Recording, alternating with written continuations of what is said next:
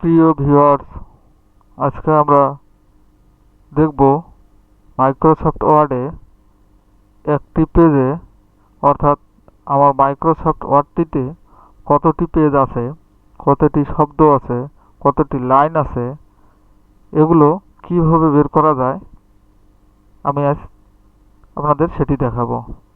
তো দেরি না করে চলুন শুরু করা যাক। দেখুন আমি মাইক্রোসফট ওয়ার্ডে কিছু তথ্য লিখে রেখেছি।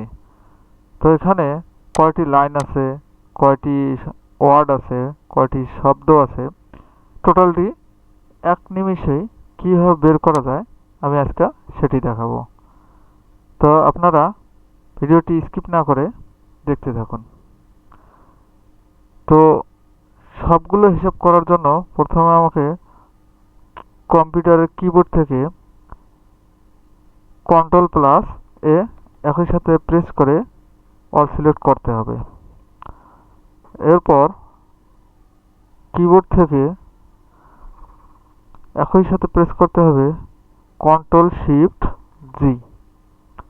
তাহলে দেখুন কত সুন্দরভাবে সকল তথ্য দিয়েছে।